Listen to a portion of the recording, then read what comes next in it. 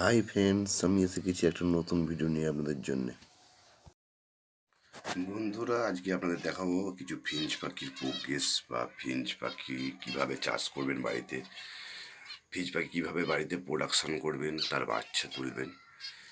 দেখুন বন্ধুরা, ফিঞ্চ পাখিটা শুধু লোক যদি মনে করে, আপনারা মনে করেন যে পাখি চাষ করে ব্যবসা, এটা না। পাখিকে এক ধরনের খাঁচার মধ্যে তাকে বংশবিস্তার করানো বা তাকে তার বাচ্চা নতুন করে তার প্রজন্মকে এগিয়ে নিয়ে যাওয়া।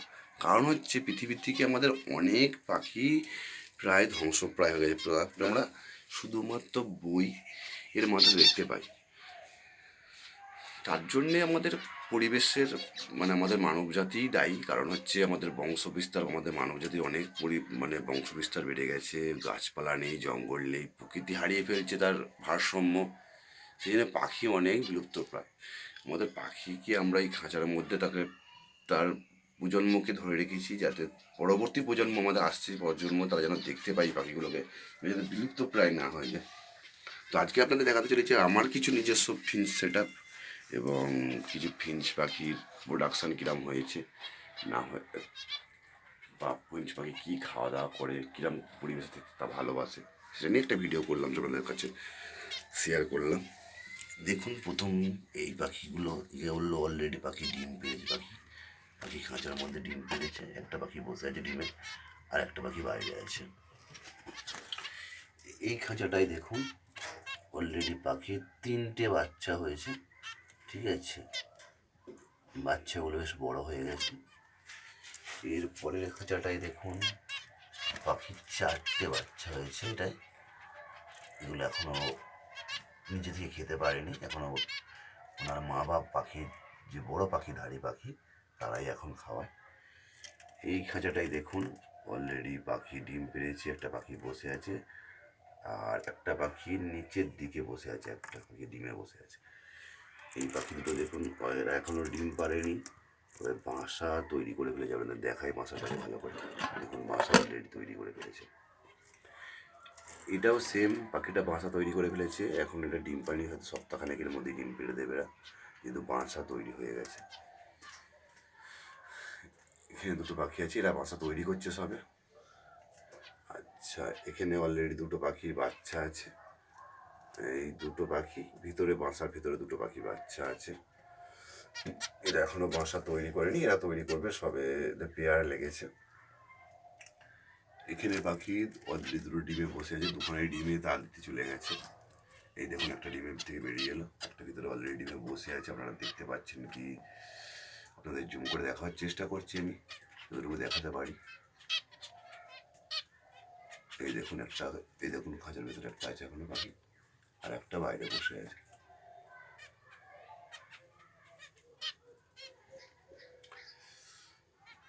প্রত্যেকটা খাঁচায় অলরেডি প্রোগ্রেস হয়েছে ভালো।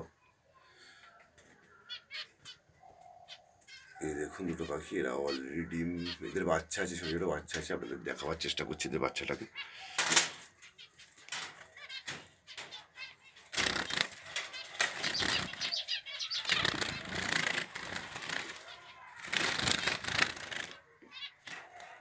আপনারা হয়তো দেখতে পাচ্ছেন, দেখুন ছোটো ছোটো বাচ্চা হয়েছে পাখির। এতে অলরেডি আমার 3টে বাচ্চা হয়েছে। আমি আবার এদের নিজস্ব জায়গায় রেখে দিই। এদের যেহেতু বাচ্চা ছোটো পাখি, এরা খুব ভীতুপ্রায় পাখি, এদের বেশি ডিস্টার্ব না করাটাই ভালো।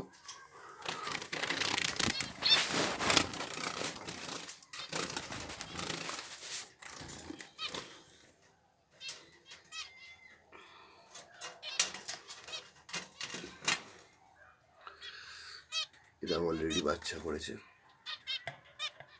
এবার বাচ্চা আছে।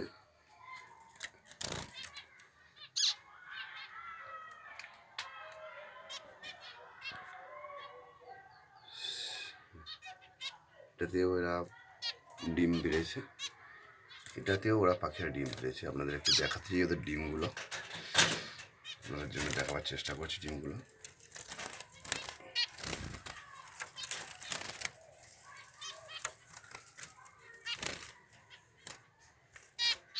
দেখুন, পাখিগুলো ডিম পেড়েছে।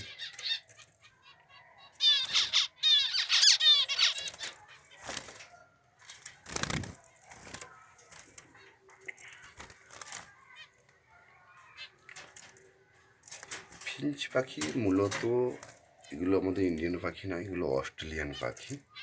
আমাদের ইন্ডিয়ান পাখি হয় চড়ুই বা টুনটুনি, এগুলো আমাদের ইন্ডিয়ান পাখি।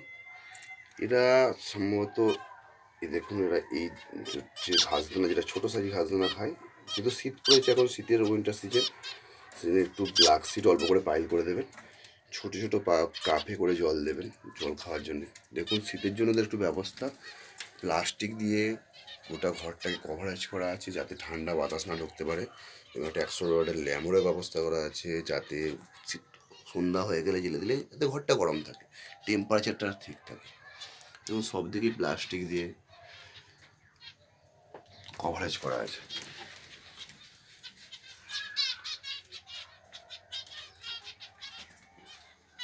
আজকে আপনাদের দেখালাম এদের সঙ্গে এদের আরও কিছু ভিটামিনও চলে, ভিটামিন দিতে হয় পাখিকে, যেহেতু আমরা একটা কেজের মধ্যে আছে, এটা প্রকৃতির ওয়ার্ল্ডের, যেটা আপনার নেচারে নেই। দেখুন নেচার তো হয়তো অনেকে এটা বিরোধিতা করবেন যে খাঁচার মধ্যে পাখিটা রাখাটা হয়তো উচিত নয়। পৃথিবীতে অনেক অনেক পাখি তো ছিল যেগুলো নেচারে, তারা যে কোথায় বিলুপ্ত প্রায়, কারণ পরিবেশ ঠিক নেই। আমরা আজ পাখিগুলোকে শুধু নিজে একটা খাঁচার মধ্যে বন্দি করেছি, হয়তো এটা ঠিক কথাটা, কিন্তু আমরা এদের সংরক্ষণ করছি, এদের বংশবিস্তার করাচ্ছি, এদের প্রজন্মটাকে বাঁচিয়ে রেখেছি। দেখুন যদি ভিডিওটা ভালো লাগে তাহলে অবশ্যই সবাই লাইক করবেন, শেয়ার করবেন এবং সাবস্ক্রাইব করে বেল ঘন্টাটা দাবিয়ে দেবেন। আর যদি ভিডিওটা খারাপ লেগে থাকে আপনি ডিসলাইকও করতে পারেন। সবাই ভালো থাকবেন, এখানেই আমি ভিডিওটা শেষ করছি। পরবর্তী ভিডিও আমাদের এগ ফুড নিয়ে আমি আপনাদের দেখাবো, এদের আরও কী কী খাবার দেওয়া হয়।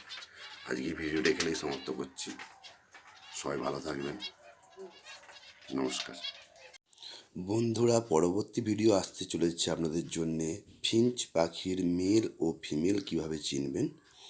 বন্ধুরা প্লিজ চ্যানেলটিকে সাবস্ক্রাইব করবেন এবং ভিডিওটি ভালো লাগলে লাইক করে দেবেন এবং সঙ্গে থাকবেন সবাই।